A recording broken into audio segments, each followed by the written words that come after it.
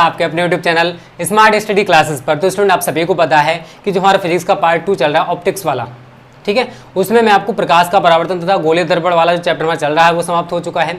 आज मैं आपको फॉर्मूलाज लिखाऊंगा उस चैप्टर में कौन कौन से फॉर्मूला हैं और उनके बेस पर न्यूमेरिकल्स कराने वाला हूं, क्योंकि स्टूडेंट अगर आपको फॉर्मूला नहीं पता है तो आप न्यूमेरिकल्स नहीं कर पाओगे और न्यूमेरिकल्स आप स्किप नहीं कर सकते हो, क्योंकि न्यूमेरिकल्स का पोर्शन आपके बोर्ड एग्जाम्स में 20 से लेकर 25 नंबर का आने वाला है। तो न्यूमेरिकल्स पर आपको ज़्यादा फोकस करना पड़ेगा जिससे कि आपके 20 से 25 मार्क्स क्लियर हो जाए। ओके, तो स्टूडेंट इस चैप्टर में आपके ये कुछ फॉर्मूलाज हैं जिनके ऊपर मैं आज न्यूमेरिकल्स आपको कराने वाला हूँ। ठीक है, पहला सूत्र स्टूडेंट आप सभी को पता होगा, F बराबर होता है R/2। F क्या स्टूडेंट यहाँ पर दर्पण की फोकस दूरी, R क्या यहाँ पर दर्पण की वक्रता त्रिज्या होती है।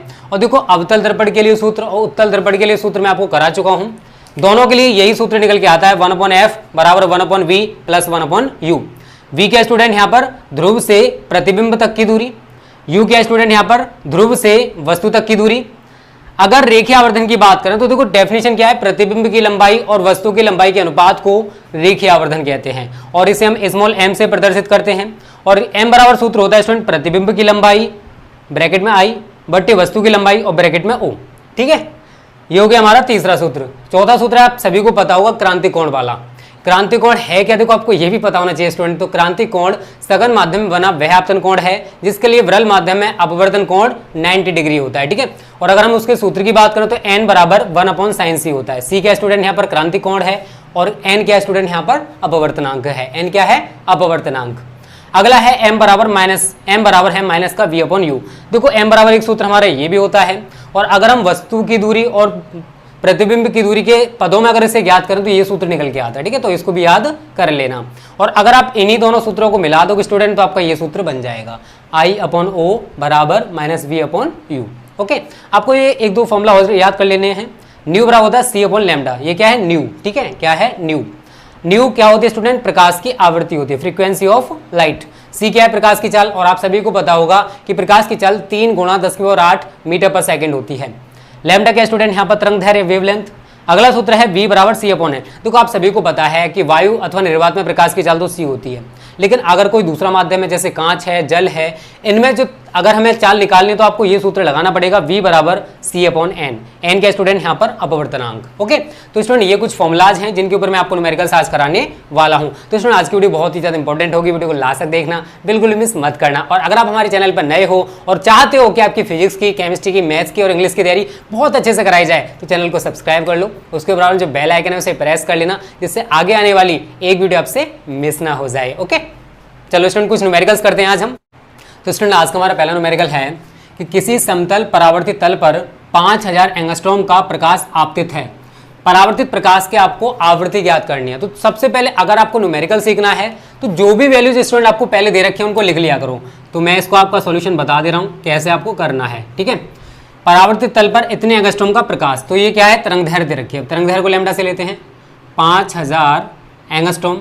अब देखो स्टूडेंट आपको एंगस्ट्रॉम को मीटर में कन्वर्ट करना पड़ेगा क्योंकि हमें सारे के सारे यूनिट्स एम के सिस्टम में लगाने पड़ते हैं। तो यहाँ पे लिख सकते हो चूंकि एक एंगस्ट्रॉम बराबर होता है स्टूडेंट 10⁻⁻10 मीटर, तो इसलिए लैम्डा बराबर क्या हो जाएगा 5000 × 10⁻⁻10 मीटर। ठीक है, अब ये आपका किस में कन्वर्ट हो गया, तो इसको आप आगे भी सॉल्व कर सकते हो। कैसे लिख सकते हो इसको, आप 5000 है, मैं इसको लिख सकता हूँ स्टूडेंट 5 × 10⁻3, क्योंकि देखो 3 जीरो लगी हुई हैं तो मैं 10 के ऊपर 3 पावर लगा सकता हूँ। अगर 4 जीरो लगी होती तो मैं 10 के ऊपर 4 पावर लगा देता। आगे पावर आपको कितनी दिखाई दे रही, 10⁻⁻10 मीटर। अब देखो ये नेगेटिव है, ये पॉजिटिव है, तो 10 में से आप 3 घटाओगे तो क्या रह जाएगा 5 × 10⁻7 मीटर। ठीक है, तो इस तरीके से लैम्डा हमारा निकल के आ गया। उसने पूछा क्या, प्रकाश की आवृत्ति पूछे स्टूडेंट। तो आवृत्ति आप सभी को पता न्यू होती है, प्रकाश की आवृत्ति को हम न्यू से रिप्रेजेंट करते हैं। और अभी मैंने थोड़ी देर पहले आपको एक सूत्र लिखा था न्यू बराबर c/λ। c क्या स्टूडेंट यहाँ पर वायु अथवा निर्वात में प्रकाश की चाल है और लैम्डा क्या है, तरंगदैर्घ्य, जो हमने प्रकाश डाला है उसकी तरंगदैर्घ्य है। तो सबसे पहले आप c की वैल्यू लगाओगे 3 × 10⁸ बटे लैम्डा देखो आपको कितना दे रखा है 5 × 10⁻⁷ तो 5 × 10⁻⁷। अब आगे कैसे करोगे स्टूडेंट, इस पावर को आप ऊपर पहुंचा दोगे तो 3/5 गुणा, अब देखो स्टूडेंट ये पावर जब आपकी ऊपर जाएगी तो नेगेटिव है नीचे, ऊपर जाए कैसे हो जाएगी पॉजिटिव। तो 8 पॉजिटिव हमारे पास पहले से था, 7 और आएगा तो हम इसको डायरेक्ट क्या लिख सकते हैं 10⁻15। ठीक है, अब देखो आप आगे क्या करना चाहते हो, 5 से 3 को डिवाइड भी कर सकते हो। जब 5 से 3 को डिवाइड करोगे तो स्टूडेंट कितना आएगा, 0.6 गुणा 10 की पावर 14, और आवृत्ति का मात्रक होता है स्टूडेंट हर्ट्ज। क्या होता है, हर्ट्ज। तो इस तरीके से हमारा पहला सवाल खत्म हो जाएगा कि अगर हम किसी परावर्तित तल पर 5000 एंगस्ट्रॉम का प्रकाश आपतित कर रहे हैं तो उसकी जो फ्रीक्वेंसी है, उसकी जो आवृत्ति है स्टूडेंट, वो 0.6 × 10⁻14 हर्ट्ज होगी। ठीक है, तो उम्मीद करता हूँ ये सवाल आपको क्लियर हो गया होगा। तो कोई भी दिक्कत है स्टूडेंट कमेंट करके हमें जरूर बताया करो, और वीडियो पसंद आएगा तो वीडियो को लाइक भी किया करो, क्योंकि मैं आपको हर टाइप का न्यूमेरिकल कराऊंगा जो कि आपके बोर्ड एग्जाम्स में पूछा जाता है, और आपकी एनसीईआरटी बुक के भी न्यूमेरिकल्स में कराने वाला हूँ। ये स्टूडेंट इंपॉर्टेंट न्यूमेरिकल्स हैं, आपको ऐसे न्यूमेरिकल्स बोर्ड एग्जाम्स में देखने को मिलेंगे। ठीक है, तो आपका हर टाइप का न्यूमेरिकल मैं करा दूंगा, मेरे पे ट्रस्ट रखो। आपके फिजिक्स में 90+ जरूर आएंगे, बस आप कोशिश करते रहो। मैं आपके साथ हूँ, पूरी कोशिश कराऊंगा, पूरी मेहनत कराऊंगा, पूरी तैयारी कराऊंगा यार। चलो आगे बात करते हैं अगले क्वेश्चन की, अगले न्यूमेरिकल की। इसमें कह रहा है कि वायु में प्रकाश की चाल। अब देखो वायु अथवा निर्वात में जो प्रकाश की चाल होती है उसे सी से लेते हैं। तो सी आपको कितना दे रखा है स्टूडेंट, इसने 3 × 10 की पावर 8 मीटर प्रति सेकेंड। 1.5 अपवर्तनांक है, तो एन बराबर कितना दे रखा है आपको इसने 1.5। अपवर्तनांक को याद रखना स्टूडेंट, एन से रिप्रेजेंट करते हैं। तो ये कह रहा है कि कांच में प्रकाश की चाल क्या होगी। कांच में प्रकाश की चाल हम माने v होगी। कितनी होगी स्टूडेंट, v। तो देखो मैं आपको एक सूत्र लिखाया था, अगर याद हो तो v बराबर c/n। क्या लिखाया था, v बराबर c/n। अगर कांच की जगह जल बोलेगा तब भी आपको यह सूत्र लगाना है। ठीक है ना, जो माध्यम बोले वायु अथवा निर्वात की छोड़कर, तो आपको v ही यूज करना है।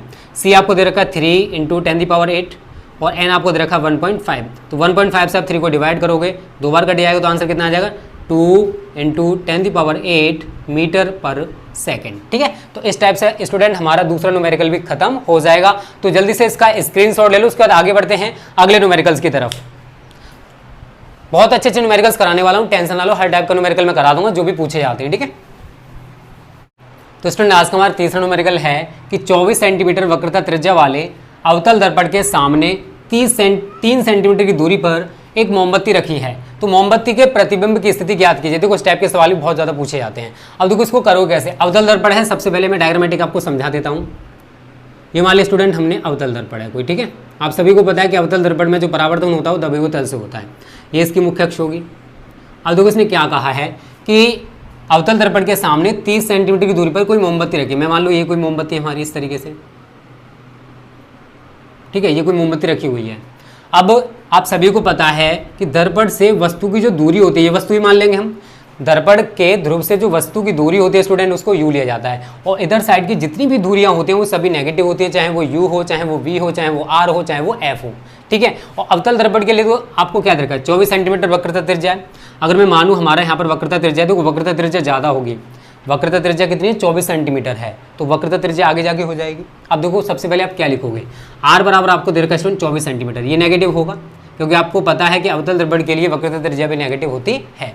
तो मैं यहाँ से f निकालूँ तो f बराबर क्या होगा, -24/2 r/2 होता है। सूत्र क्या होता है, f बराबर r/2।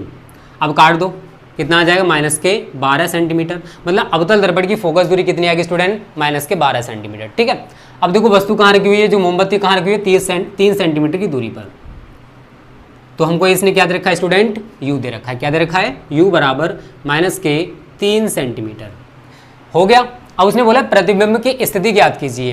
अब हम स्टूडेंट यहाँ से क्या निकालेंगे, v निकालेंगे। क्या निकालेंगे, v। और आप सभी को पता है दर्पण का सूत्र मैं आपको पढ़ा चुका हूँ, 1/f बराबर होता है 1/v + 1/u, ठीक है। अब देखो आगे कैसे करोगे इसको, v आपको निकालना है तो हम क्या करेंगे, u को इधर पक्षांतर कर देंगे। तो देखो 1/v बराबर, ये तो यहीं पर रहेगा, ये इधर आ जाएगा, तो 1/f - 1/u। बस आपको कुछ नहीं करना, सारी वैल्यूज पुटअप कर दो, आपका आंसर निकल के आ जाएगा। तो 1/v बराबर f कितना दे रखा है, देखो जरा, -12 है, -1/12 माइनस u देखो कितना दे रखा आपको, -3, तो 1/-3, तो -1/12 माइनस माइनस क्या हो जाएगा, +1/3 हो गया, ठीक है। उसके बाद देखो आप एलसीएम लोगे, 12 और 3 का स्टूडेंट कितना आएगा, 12 और 3 का एलसीएम कितना होता है, 12 ही होगा। तो मैं यहाँ पर 12 लिख दूंगा।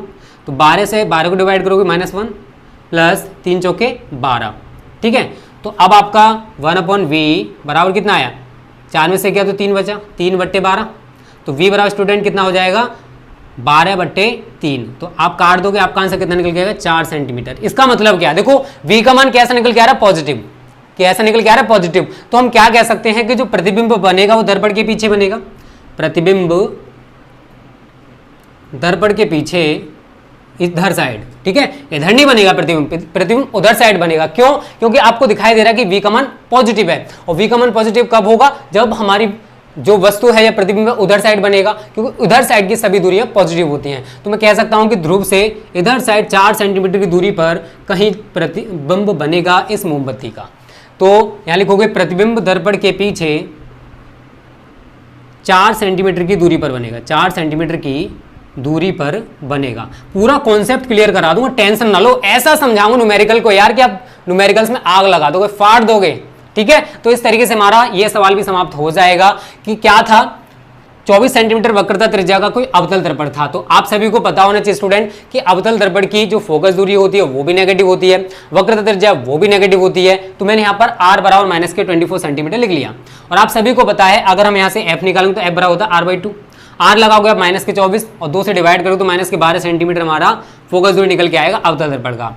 अब अवतल दर्पण के सामने 3 सेंटीमीटर की दूरी पर कोई मोमबत्ती रखी हुई है और इसका प्रतिबिंब कहां बनेगा वो हमको निकालना था, प्रतिबिंब की स्थिति ज्ञात करनी थी। तो जब हमने पूरी कैलकुलेशन की स्टूडेंट तो हमारे V का मान कितने निकल गया 4 सेंटीमीटर, और ये पॉजिटिव है तो हम क्या कह सकते हैं कि जो प्रतिबिंब बनेगा वो दर्पण के पीछे दर्पण के ध्रुव से 4 सेंटीमीटर की दूरी पर बनेगा। अगर ये वैल्यू नेगेटिव होती तो हम क्या कहते हैं कि प्रतिबिंब दर्पण के सामने ही बनेगा। क्यों? क्योंकि वैल्यू हमारी नेगेटिव है, लेकिन पॉजिटिव है, इसी वजह से प्रतिबिंब दर्पण के पीछे बनने वाला है। ठीक है ना, यहां तक सब कुछ क्लियर हो गया? तो जल्दी से इसका स्क्रीनशॉट ले लो, उसके बाद आगे बढ़ते हैं अगले न्यूमेरिकल की तरफ।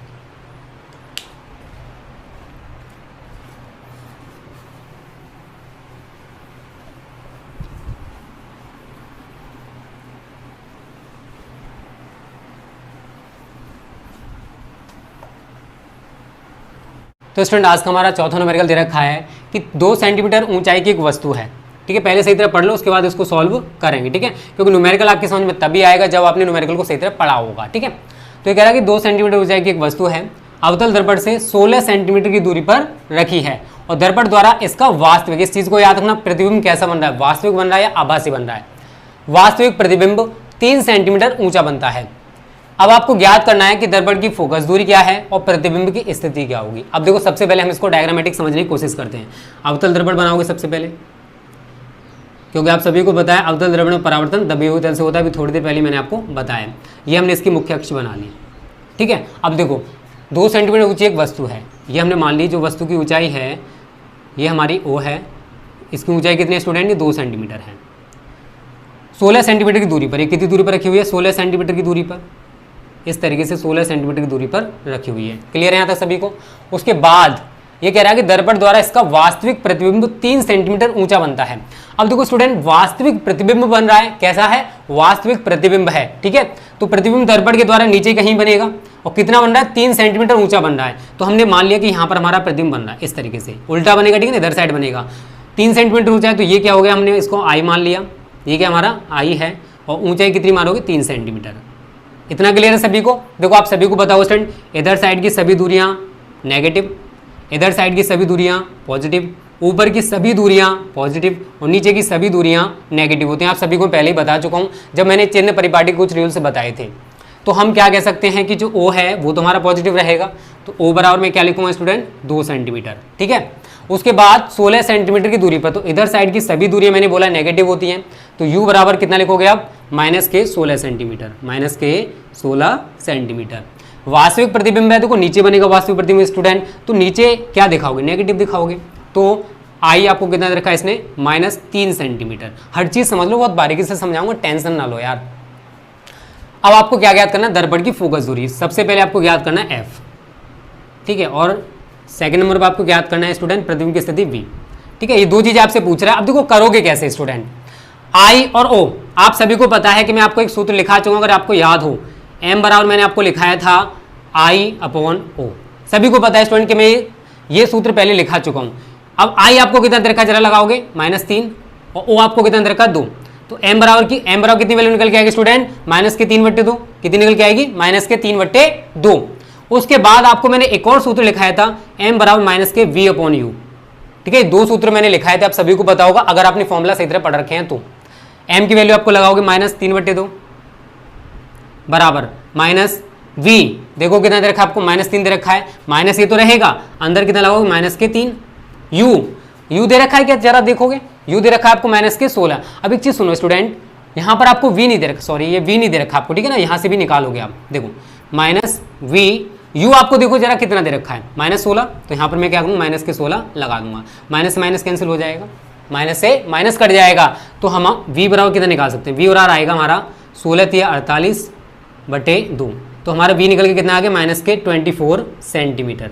इसका -24 सेंटीमीटर का मतलब क्या है कि जो प्रतिबिंब बन रहा है वो दर्पण के सामने ही बनने वाला है, क्योंकि वैल्यू आपकी नेगेटिव है, वैल्यू आपकी नेगेटिव है। तो हम क्या बता सकते हैं कि जो प्रतिबिंब बनेगा वो दर्पण के सामने, दर्पण के ध्रुव से 24 सेंटीमीटर की दूरी पर बनेगा। तो इस तरीके से हम ये डिस्टेंस कितना क्रिएट करेंगे 24 सेंटीमीटर, ठीक है, ये दर्पण के ध्रुव से 24 सेंटीमीटर की दूरी पर ही बनेगा। इतना क्लियर हो गया, v निकल के आगे हमारा। फिर आपको सभी को पता है कि 1/f निकालो तो ये वाला सूत्र लगा 1/v + 1/u, ठीक है। f निकालने के लिए आपको ये सूत्र लगाना पड़ेगा। हमने पहले m निकाला, इस m से स्टूडेंट हमने v निकाल लिया। अब इस v और u से हम लोग f निकाल सकते हैं, क्योंकि आपको पता है अवतल दर्पण या फिर उत्तल दर्पण के लिए जो सूत्र होता है 1/f बराबर 1/v + 1/u होता है, ठीक है। अब देखो v हमको देखो कितना दे रखा है, अभी निकाला हमने -24, तो यहाँ लिखोगे -1/24, माइनस प्लस माइनस हो जाएगा क्योंकि u आपका नेगेटिव है, कितना दे रखा है आपको 16, तो -1/16। एलसीएम लोगे 24 और 16 का कितना आएगा स्टूडेंट 48, तो 24 थी 48 -3 माइनस 24 दूनी, सॉरी यहाँ पर 2 आएगा, 24 दूनी 48 और 24 थी 16 थी 48, ठीक है। तो आप 1/f बराबर इसको लिख सकते हो, थोड़ा सा स्पेस देखो बस यहाँ पर, ठीक है। अब देखो f बराबर निकालोगे तो आप क्या लिखोगे -48/5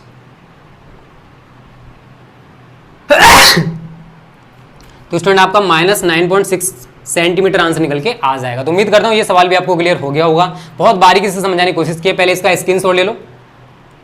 तो स्टूडेंट देखो मैं न्यूमेरिकल्स के आपको एक वीडियो और प्रोवाइड करूंगा, ठीक है, क्योंकि न्यूमेरिकल्स आपको मैं सिखाना चाहता हूँ ज़्यादा से ज़्यादा, ठीक है। तो उम्मीद करता हूँ जितने न्यूमेरिकल्स मैंने आज कराने की कोशिश की है आपको क्लियर हो गए हों। अगर किसी न्यूमेरिकल में आपको कोई भी दिक्कत है कमेंट करके मुझे जरूर बताना, क्योंकि मैं आपके सारे कमेंट्स को पढ़ता हूँ। तो इसमें मैं आपके तरीके से पढ़ाना चाहता हूँ, अपने तरीके से नहीं आपके तरीके से पढ़ाना चाहता हूँ, क्योंकि मेरा सपना है कि मेरे चैनल से बच्चा पढ़कर हर सब्जेक्ट में 90+ स्कोर कर सके, जितने भी सब्जेक्ट हम इस टाइम आपको पढ़ा रहे हैं। तो वीडियो अच्छी लगी वीडियो को लाइक कर दो, वीडियो को ज़्यादा से शेयर करना, जिससे आपकी तरह बहुत सारे स्टूडेंट्स इन वीडियोज़ का फ्री में फायदा उठा सकें। ओके स्टूडेंट्स, थैंक यू, जय हिंद, जय भारत।